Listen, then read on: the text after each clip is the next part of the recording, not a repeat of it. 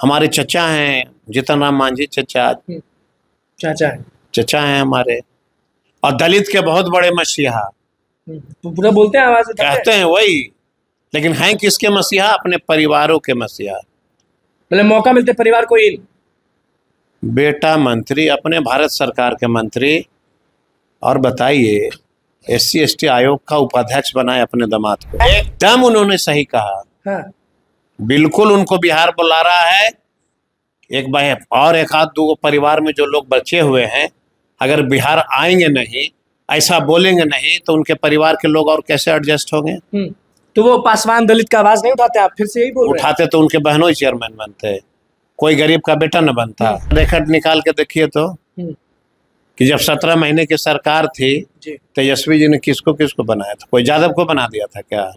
रविदास का बेटा बना, चौधरी का बेटा बना, मुसलमान का बेटा बना, भागलपुर के बेचारी महिला कौन रजिया खातून वो महिला आयोग की बनी। यहाँ पे सभी जात को हम लोग लेके चलते हैं। रामविलास पासवान जी से बदला लेने के लिए माननीय मुख्यमंत्री ने दलित और महादलित का गठन किया, और टोला सेवक विकास मित्र की जब बहाली हुई, उस बहाली में पासवान जाति को वंचित रखा गया। देखिए, SC/ST के बारे में कौन बोलता है कौन नहीं बोलता है वो आप अच्छे से जानते हैं। चिराग पासवान की पार्टी से कोई अध्यक्ष बना दिया जाता है तो मांझी के पार्टी से, मांझी के परिवार से कोई उपाध्यक्ष बना दिया जाता है। नमस्कार, मैं हूं अनुकुल तिवारी और आप वॉइस हब देख रहे हैं। हमारे साथ कुमार सरजीत मौजूद हैं। आप बताएं कि SC/ST में तो सब लोग आवाज उठाते हैं, आप भी आवाज उठाते हैं। चिराग पासवान की पार्टी से अध्यक्ष बना दिया जाता है, उसके बाद मांझी के परिवार से, मांझी के पार्टी से उपाध्यक्ष बना दिया जाता है। तो खुश है ना ये लोग? आवाज उठाते हैं। हमारे एक JDU में भैया हैं, नीरज भैया जी, जिनको, हाँ भैया हैं, बिहार के सबसे प्रचंड विद्वान आदमी, ठीक है ना। वो लगातार एक प्रश्न कहते हैं कि लालू जी परिवारवाद करते हैं, तो फलाना जी ये करते हैं। हम उनसे एक सवाल पूछे हैं, और तमाम बिहार के उन दलितों को मैं आगाह कर रहा हूं जो अपने राजनीति जीवन में किसी भी दल का झंडा ढोता हो। मैं उनको आगाह कर रहा हूं आपके माध्यम से कि लोक जनशक्ति पार्टी, चिराग जी, मैंने पहले भी कहा कि रामविलास पासवान जी से बदला लेने के लिए माननीय मुख्यमंत्री ने दलित और महादलित का गठन किया, और टोला सेवक विकास मित्र की जब बहाली हुई, उस बहाली में पासवान जाति को वंचित रखा गया, और दलित महामिशन के तहत जो योजना लागू हुई, महादलित मिशन, उसमें पासवान जाति को किसी भी प्रकार की सुविधा देने से रोक लग गई। हे पासवान भाई, बिहार के हाजीपुर से चिराग जी लड़ेंगे, जमुई से उनका बहनोई जी लड़ेंगे, अभी विधायक आएगा तो और कोई जी लड़ेंगे। एक छोटा सा पद भी चिराग जी किसी कार्यकर्ता को नहीं दे सकते आप? क्या बिगड़ जाएगा? बेचारा पासवान, आपके चलते भाजपा वाले लोग उनको नुकसान पहुंचाते हैं, आपके चलते JDU वाले लोग उनको नुकसान पहुंचाते हैं, और जब आप सत्ता में शामिल हो गए तो SC/ST आयोग के अध्यक्ष आपके बहनोई बनेंगे। बहनोई है उनके, कोई कार्यकर्ता नहीं था।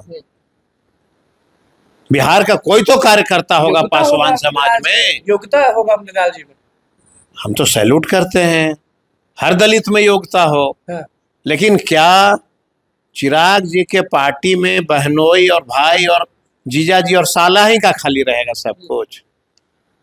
और पूरे बिहार का कोई दलित का बेटा नहीं था, रविदास नहीं था, चौधरी नहीं था, पासवान नहीं था, और कोई जो कितने लोगों ने कुर्बानियां दिया, वो जो है SC/ST का चेयरमैन नहीं बन सकता था।